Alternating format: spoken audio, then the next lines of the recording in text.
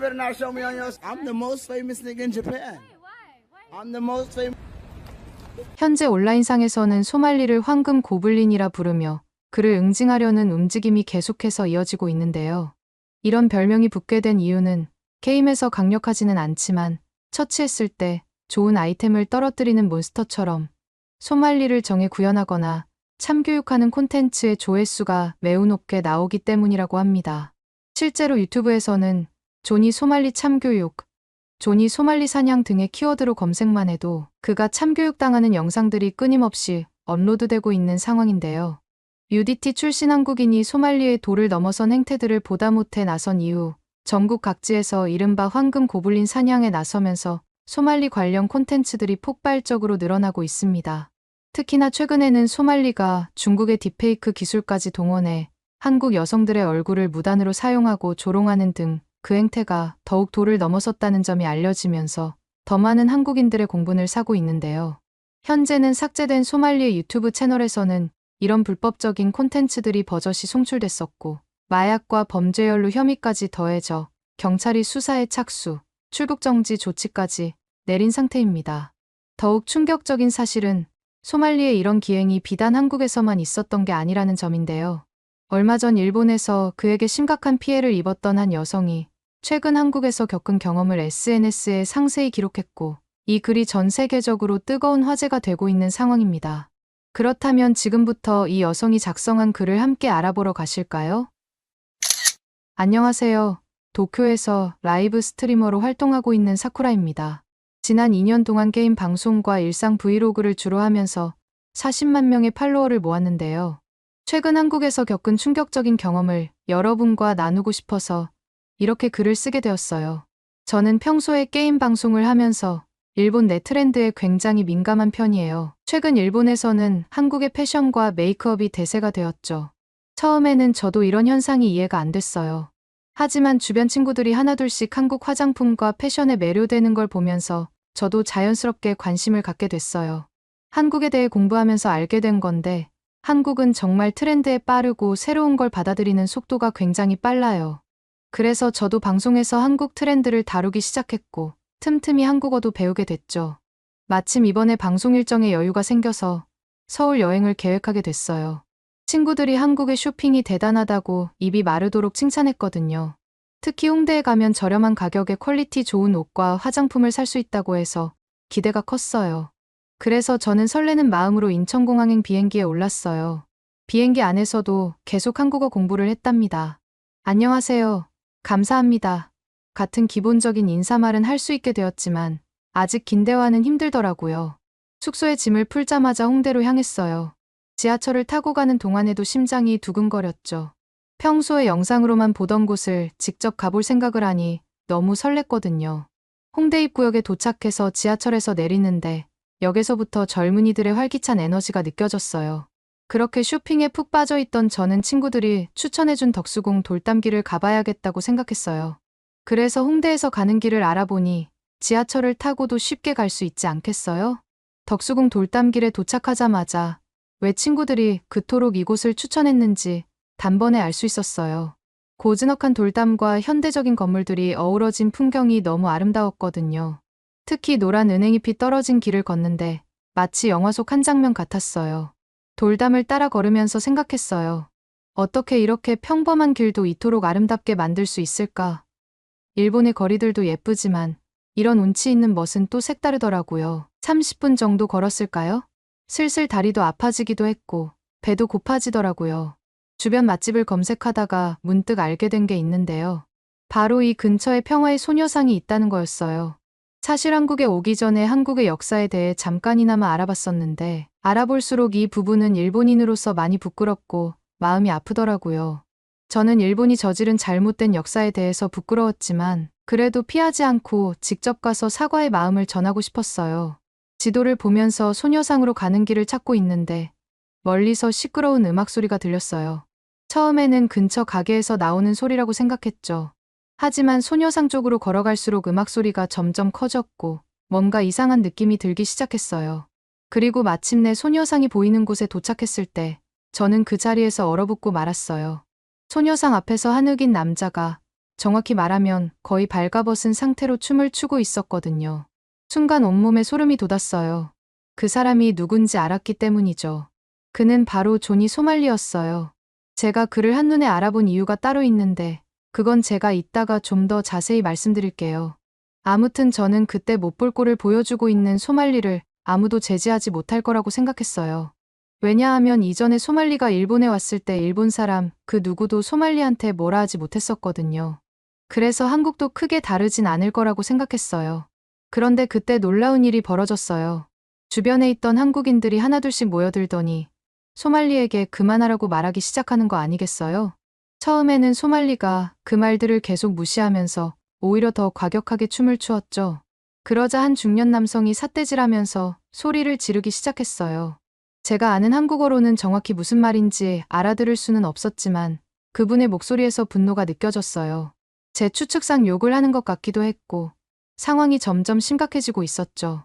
저는 일본에서의 경험상 이렇게 해서는 소말리가 절대 물러서지 않을 거라는 걸 알고 있었기에 어떻게 해야 할지 막막했어요. 그때였어요. 안경을 쓴 한 여성이 나타나서는 격앙된 사람들을 진정시키기 시작했어요. 그녀는 차분하게 사람들을 설득하더니 소말리에게 다가갔죠. 그리고 놀랍게도 매우 논리정연한 영어로 설명을 시작했어요. 그 여성의 말투는 정말 인상적이었어요. 화가 날 법한 상황인데도 차분하게 하지만 단호하게 말했거든요. 이 소녀상은 단순한 조형물이 아니라 역사적 아픔을 기억하기 위한 상징물이에요. 당신의 행동은 그 아픔을 조롱하는 것과 같아요. 한국에서는 이런 행위가 법적 처벌 대상이 될 수 있어요. 감옥에 갈 수도 있죠. 소말리의 태도가 순간 달라졌어요. 평소 같으면 더 도발적으로 굴었을 텐데 이상하게도 바로 사과를 하더라고요. 미안해요. 그런 의미인 줄 몰랐어요. 라면서 말이에요. 진심으로 소말리가 그렇게 나올 줄은 생각도 못했어요. 왜냐하면 제가 일본에서 봐왔던 소말리는 저렇게 나올 사람이 아니었거든요. 작년 여름에 도쿄 지하철에서 이슈가 된 그 영상이 생생하게 기억나네요. 당시 소말리는 지하철 안에서 히로시마의 원자폭탄을 다시 한번 떨어뜨려야 한다고 고함을 지르면서 일본 남자들을 하나씩 지목해가며 시비를 걸고 있었거든요. 승객들은 모두 황당하다는 듯 그를 쳐다봤지만 일본인들은 대부분 영어를 잘하지 못하니까 아무도 그를 제대로 제지하지 못했어요. 그저 고개를 숙이고 모른 척하거나 다음 역에서 급하게 내리기 바빴죠. 근데 그때 누군가가 소말리를 제지하는 게 보였는데 그게 누구였는 줄 아세요? 바로 한국계 미국인이더라고요. 그는 그 상황에 직접 나서서 상황을 진정시켰어요. 그분은 침착하게 소말리를 설득했고 결국 소말리를 진정시킬 수 있었죠. 어떻게 보면 이때에도 일본인이 아니라 한국인이 상황을 수습했던 거죠.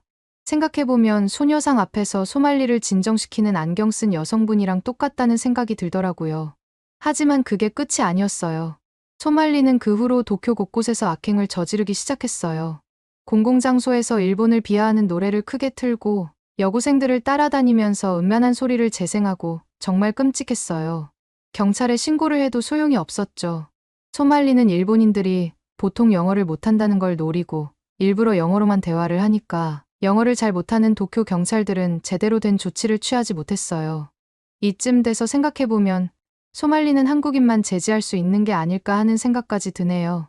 그러던 와중 제 인생에서 가장 끔찍한 날을 맞이하게 되었는데요. 그건 바로 소말리와 직접 마주쳤던 날이었어요. 당시 저는 남자친구 켄타와 함께 시부야 시장에서 사쿠라의 시장 탐방이라는 제목으로 라이브 방송을 진행하고 있었어요. 평소 제가 즐겨하던 라이브였죠. 시장의 맛있는 음식들도 소개하고 귀여운 소품도 구경하면서 팬들과 실시간으로 대화를 나누는 식으로 말이에요. 그날도 4,000명 정도의 시청자들이 함께 해주고 계셨어요. 방송 시작한 지 1시간쯤 됐을까요? 제가 어떤 가게 앞에서 전통 일본 과자를 소개하고 있을 때였어요. 갑자기 누군가가 제 앞을 막아섰어요. 처음에는 단순히 지나가는 행인인 줄 알았는데 소말리였죠. 그는 제 방송용 카메라를 손가락으로 가리키면서 오, 라이브 방송하네. 너 일본에서 유명하다며? 비아냥거리듯 말을 걸어왔어요. 순간 가슴이 철렁 내려앉았어요. 그의 악명은 이미 잘 알고 있었거든요. 하지만 이렇게 직접 마주칠 줄은 몰랐죠. 소말리는 계속해서 난 너보다 훨씬 더 유명해. 내가 바로 일본에서 제일 유명한 사람이라고. 너 같은 일본 스트리머는 나한테 발끝도 못 미쳐. 라며 소리를 지르기 시작했어요. 처음에는 머릿속이 새하얘져서 어쩔 줄을 몰랐어요.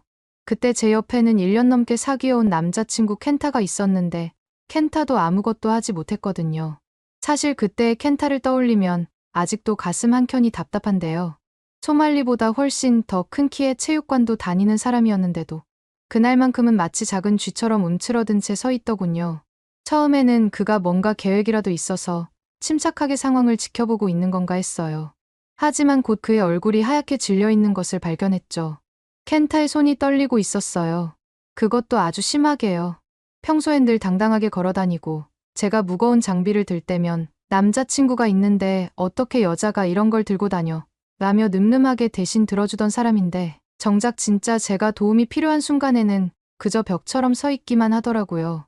소말리가 제 앞에서 험악한 몸짓을 할 때도, 카메라를 향해 부적절한 제스처를 취할 때도, 심지어 제게 욕을 하면서 소리를 지를 때도 켄타는 그저 고개를 숙인 채 발끝만 바라보고 있었습니다. 마치 이 상황이 빨리 끝나기만을 바라는 것처럼요. 그의 표정에서 읽을 수 있는 감정은 공포뿐이었어요. 자신의 여자친구가 모욕을 당하는데도 분노나 걱정은커녕 그저 자기 자신의 안전만을 걱정하는 듯한 눈빛까지. 순간 이 사람이 제가 1년 넘게 사랑했던 그 켄타가 맞나 싶더라고요. 시청자들도 켄타의 모습을 지켜보고 있었죠. 채팅창에는 남자친구분은 왜 가만히 계시는 거죠? 남자친구 옆에 있는 게 맞나요? 이러고도 남자친구라고 할 수 있나요? 댓글들이 계속해서 올라왔어요. 그걸 보는 순간 너무나도 참담했어요. 특히 가장 화가 났던 건 소말리가 제 허리에 손을 뻗으려 할 때였어요. 그때 켄타는 실제로 한 발 뒤로 물러섰거든요. 자신의 여자친구를 보호는커녕 오히려 한 걸음 도망가려 했던 거예요. 그 순간 저는 이미 이 연애가 끝났다는 걸 직감적으로 알 수 있었어요. 결국 먼저 정신을 차린 저는 켄타에게 자리를 벗어나자고 이야기했는데도 움직이지를 않더라고요. 결국 하는 수 없이 켄타의 팔짱을 끼고 강제로라도 그 자리를 벗어나기 위해 끌고 나갈 수밖에 없었고 소말리에게는 온갖 욕과 조롱을 듣게 되었습니다. 그리고 저는 집으로 돌아가는 택시 안에서 폭발하고 말았어요. 어이없게도 택시 안에서도 켄타는 저한테 말 한마디 없이 사과할 생각도 없어 보이더라고요. 그렇게 10분이 지난 후에 켄타는 겨우 입을 열어서 변명을 하기 시작했고 그 변명이 더더욱 저를 화나게 했는데요. 바로 영어를 못해서였거든요. 마치 영어를 못하면 여자친구를 보호할 수 없다는 것처럼 말하다니 켄타가 했어야 하는 건 단순히 말로 하는 제지가 아니었어요. 적어도 경찰에 신고를 하든 주변에 도움을 요청하든 뭐라도 행동으로 보여줬어야 하는 거 아닌가요? 켄타의 눈동자는 계속해서 불안하게 흔들리고 있었어요. 평소 늘 자신감 넘치던 목소리는 어디로 갔는지 쥐어짜내듯 나오는 목소리로 미안해라고 중얼거리기만 했죠. 그 모습을 보며 저는 생각했어요. 이 사람은 앞으로도 늘 이럴 거고 어떤 어려움이 와도 저를 지켜주지 못할 거라는 생각 말이죠. 결국 우리는 그날 밤 헤어졌어요. 아니, 정확히는 제가 헤어지자고 했죠. 그렇게 저는 택시에 먼저 내려 오열하면서 집으로 향하고 있었어요. 켄타는 마지막까지도 다음에는 꼭 더 잘할게라는 말만 반복했습니다. 하지만 저는 알고 있었어요. 용기라는 건 순간적으로 생기는 게 아니라는 걸 말이죠. 그리고 자신의 연인도 지키지 못하는 사람이 과연 나중에 가정을 지킬 수 있을까 하는 생각도 들었고요. 그 일이 있고 나서 한동안 저는 야외 방송을 하지 못했어요. 트라우마도 있었지만 그보다는 옆에서 든든하게 지켜줄 거라 믿었던 사람에 대한 실망감이 너무 컸거든요. 그리고 그때 깨달았어요. 키가 크고 멋있게 생긴 것보다 정말 중요한 건 그 사람의 마음가짐이라는 거요. 그런데 그것보다 더 충격적인 일이 일어났죠. 얼마 후 제 친한 친구이자 같은 스트리머인 유리코가 울면서 저에게 전화를 했어요. 소말리가 유리코의 얼굴을 합성한 음란한 전단지를 만들어 방송에서 뿌리고 다녔다는 거예요. 저는 그 전단지를 직접 보고 소스라치게 놀랐어요. 제 친구 유리코와 소말리가 키스하는 장면을 합성한 사진이었는데 너무나도 정교해서 처음 보면 진짜 같았거든요. 나중에 알고 보니 딥페이크 기술을 사용한 거였어요. 아, 딥페이크가 뭐냐면요. AI로 얼굴을 합성하는 프로그램을 의미해요. 유리코는 소말리를 본 적도 없는데 이런 끔찍한 피해를 당한 거죠. 게다가 유리코는 이 일 때문에 이중으로 고통받아야 했어요. 전단지 속 사진이 가짜라는 걸 해명해야 했거든요. 평소 밝고 활기찼던 유리코가 그때는 정말 힘들어했어요. 방송도 잠정 중단해야 했고 외출도 하지 못했죠. 그런 친구를 보면서 정말 가슴이 아팠어요. 지금은 어떻게 이 전단지들을 삭제해서 퍼지지 않도록 처리했지만 이렇게 처리하기까지 꽤 오랜 시간이 걸렸다는 걸 저는 옆에서 봤으니 잘 알 수 있었죠.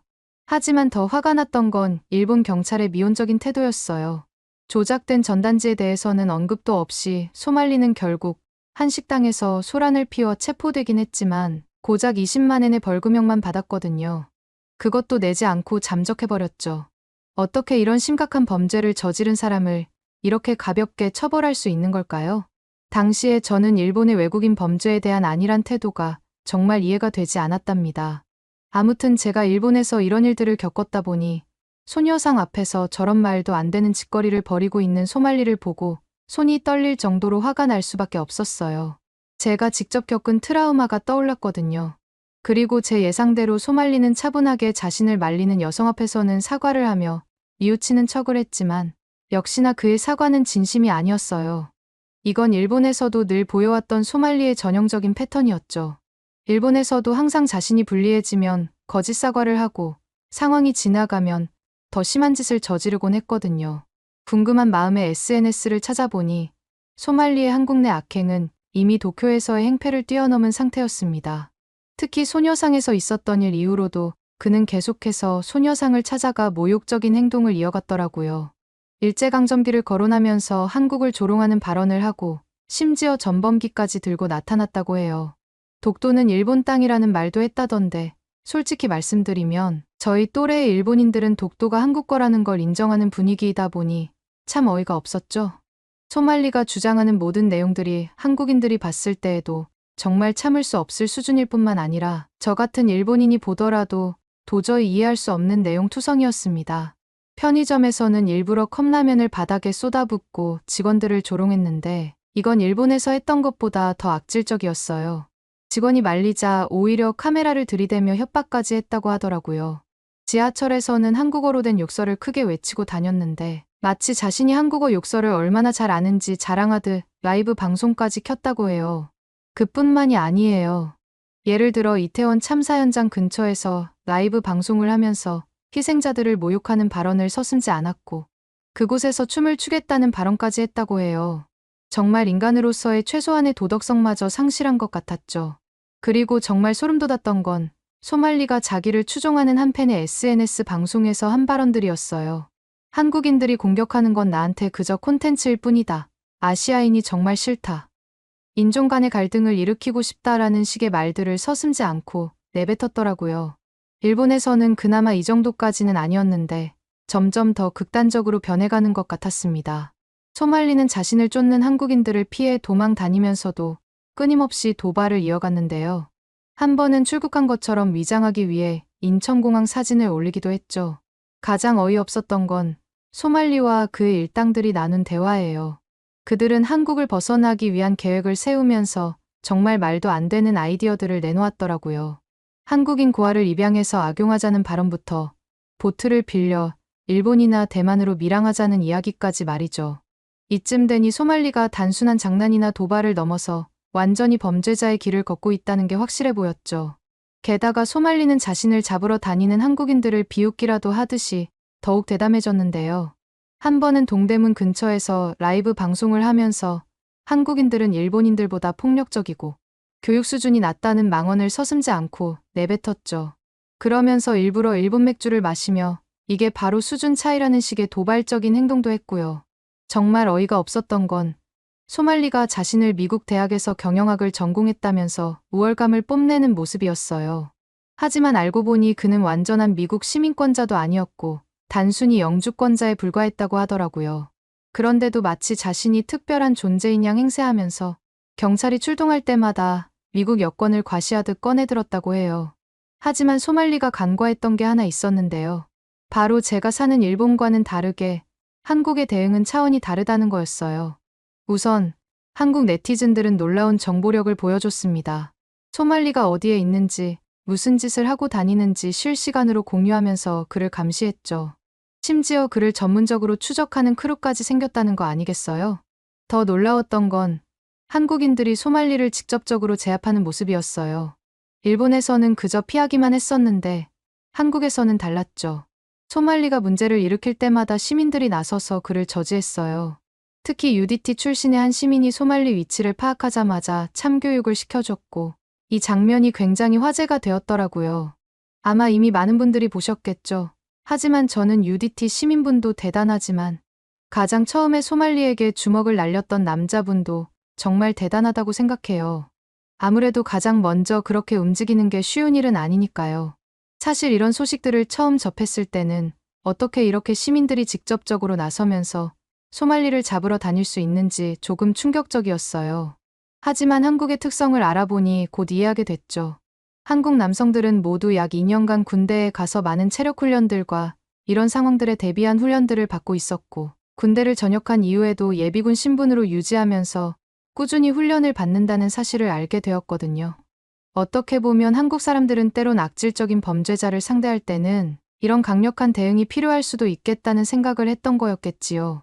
아마 제가 켄타가 아닌 한국인 남자친구를 사귀었다면 소말리에게 그런 수모를 겪을 일도 헤어질 일도 없었겠다는 생각이 들었습니다. 실제로 소말리는 한국의 이런 대응을 받고 나서야 비로소 두려워하기 시작했다고 했고요. 그러다 결정적으로 소말리의 목덜미를 잡는 순간이 발생했는데요. 소말리가 자신의 라이브 방송에서 한국인 여성과의 키스 장면 사진을 공개한 거예요. 하지만 이게 딥페이크라는 게 금방 밝혀졌죠. 해당 영상에는 중국산 딥페이크 프로그램의 로고가 선명하게 찍혀 있었거든요. 피해 여성은 즉시 경찰에 신고했고 실시간으로 방송을 보고 있던 네티즌들도 증거를 수집해서 제출했어요. 한국의 성폭력 처벌법에 따르면 이런 딥페이크 제작은 7년 이하의 징역형에 처할 수 있다고 해요.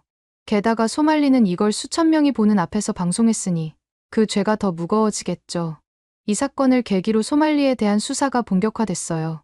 서울 마포경찰서는 업무방해 혐의로, 송파경찰서는 마약 투약 혐의로 각각 수사에 착수했다고 해요. 출국금지 조치도 바로 내려졌고 심지어 징역형까지 검토되고 있다고 합니다. 일본에서 겨우 20만 엔의 벌금형으로 끝났던 것과는 완전히 다른 결말이죠. 소말리는 마지막까지도 오만한 태도를 보였다고 해요. 난 미국 시민이니까 한국법이 통하지 않는다면서 허세를 부렸죠. 하지만 곧 현실을 깨달을 것 같은 게 한국은 외국인 범죄에 대해서도 엄격하게 법을 적용시킨다고 하더라고요. 더구나 소말리의 범죄는 단순 업무방해를 넘어섰어요. 소녀상 모욕, 마약, 성희롱, 딥페이크 제작까지 하나하나가 심각한 범죄였죠. 저는 이번 일을 통해 한국과 일본의 큰 차이점을 발견했어요. 문제가 생기면 일본은 너무 소극적이고 개인주의적인 반면 한국은 불의에 맞서 시민들이 하나로 뭉치더라고요. 개인의 문제를 사회의 문제로 인식하고 함께 해결하려고 노력하는 식으로 말이죠. 처음에는 그게 조금 과격해 보였는데 이제는 그 힘이 필요할 때가 있다는 걸 이해하게 됐어요. 여러분들도 아시다시피 소말리 사건은 지금도 진행 중이에요. 최근에는 그가 부산으로 도주를 시도했다가 실패했다는 소식도 들렸어요. 한국의 인터넷 속도와 CCTV망, 그리고 시민들의 제보로 그의 모든 행적이 실시간으로 추적되고 있거든요. 이제 소말리는 자신의 행동에 책임을 져야 할 거예요. 한국의 법정에 서서 그동안의 만행에 대한 대가를 치르게 될 테죠. 일본에서처럼 가벼운 벌금형으로는 절대 끝나지 않을 거라고 봅니다. 이번 일을 겪으면서 우리 일본이 배워야 할 점들이 정말 많다고 느꼈어요. 물론 폭력적인 대응이 정답은 아니겠지만 잘못된 것에 대해서는 분명히 목소리를 내고 바로잡으려 노력하는 자세는 정말 본받아야 할 것 같아요. 그나저나 여러분들은 소말리가 어떤 처벌을 받길 원하시나요? 오늘의 사연은 어떠셨나요? 오늘의 사연이 마음에 드셨다면 좋아요만 한번 눌러주세요. 1초밖에 안 걸리지만 좋아요를 한번 눌러주시면 더 좋은 사연을 소개해드리는데 큰 힘이 된답니다. 긴 영상 시청해주셔서 감사합니다. 오늘도 행복한 하루 보내세요.